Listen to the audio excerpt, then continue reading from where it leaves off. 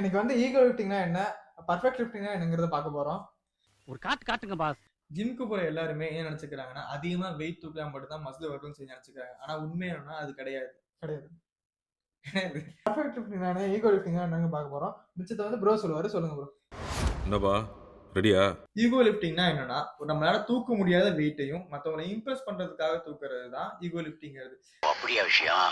இப்போ ego lifting example என்னன்னு சொல்றேன் பாருங்களேன். பைசெப்ஸ் கர்ல் பண்ணும்போது சில பேர் ஆடிட்டே தூக்குவாங்க.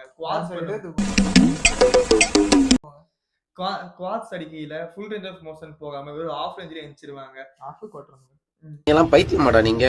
அப்புறம் செஸ்ட் பிரஸ் பண்ணும்போது பாத்தீங்கன்னா பாரை வந்து பவுன்ஸ் பண்ணி தூக்குறது, இதெல்லாமே ஒரு ஈகோ லிஃப்டிங் எக்ஸாம்பிளா எடுத்துக்கலாம். ஆவுல நம்ம புடிய மக்களுக்கு சாவும்ல செத்த பையல. ஈகோ லிஃப்டிங்ல என்ன பிரச்சனை இருக்குன்னு பாத்தீங்கன்னா, ஈகோ லிஃப்டிங் பண்ணும்போது மசில்ல வந்து பிரச்சனை. பாசிட்டிவா பேசணும்னு பார்த்தா தர்தினியம் பிடிச்ச மாதிரி பேசிட்டு. அப்படி கிடையாது. நான் ஈகோ லிஃப்டிங் எனக்கு பிடிக்கும். ஈகோ லிஃப்டிங்ல என்ன பிரச்சனை இருக்குன்னு பாத்தீங்கன்னா, ஈகோ லிஃப்டிங் பண்ணும்போது மசில்ல வந்து அந்த போய் டென்ஷன் கிடைக்காது. பர்ஃபெக்ட் ஃபார்ம்ல நீங்க பண்ணும்போது மசில் வந்து ஃபுல்லா டென்ஷன்ல இருக்கும். ஆனா ஈகோ லிஃப்டிங்ல அப்படி இல்ல. நீங்க ஈகோ லிஃப்டிங்ல வந்து இருக்கிற இன்னொரு பெரிய பிரச்சனை என்னன்னு பாத்தீங்கன்னா, risk injury, shoulder injury, knee injury, hip pain, இது மாதிரி நடக்கும். டெட் லிஃப்ட் தப்பா பண்றனால ஹிப் பெயின்லாம். Camera close. இப்ப பர்ஃபெக்ட் லிஃப்டிங்னா என்னன்னு சொல்லி ப்ரோ சொல்லுவாரு. நம்ம பாப்போம். சிக்கிட்டா முழுக்கு பாய சிக்கி. பர்ஃபெக்ட் லிஃப்ட்னா என்னன்னா சிம்பிளா சொல்லலாம். வெயிட்டை வந்துட்டு உங்க வெயிட் வந்துட்டு நீங்க கண்ட்ரோல் பண்ணணும். வெயிட் வந்துட்டு உங்களை கண்ட்ரோல் பண்ணக்கூடாது. இதுதான் பர்ஃபெக்ட் லிஃப்டிங். பர்ஃபெக்ட் லிஃப்டிங் இன்னொரு எக்ஸாம்பிள் சொல்லலாம். நீங்க பர்ஃபெக்டா லிஃப்ட் பண்ணீங்கன்னா ஸ்மார்ட்டா லிஃப்ட் பண்றதா அர்த்தம்.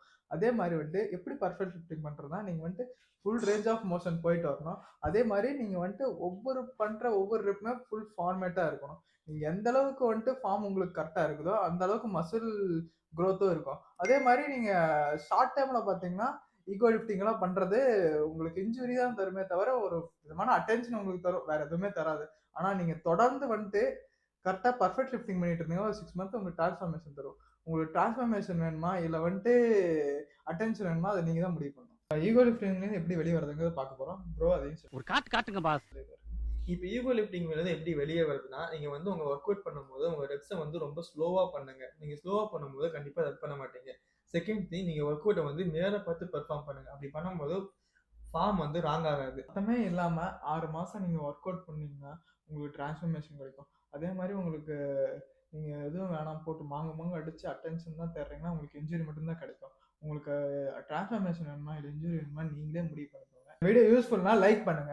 ஈகோ லிஃப்டிங்கா இல்ல பர்ஃபெக்ட் லிஃப்டிங்கா நீங்க பண்றதுன்னு சொல்லி கமெண்ட் பண்ணுங்க. அதே மாதிரி வந்துட்டு இந்த வீடியோ வந்துட்டு உங்களுக்கு நாலேஜபிளா இருந்துச்சுன்னா மறக்காம சேனல் சப்ஸ்கிரைப் பண்ணுங்க. அடுத்த வீடியோ பார்க்கலாம். Tata bye. Stay tune.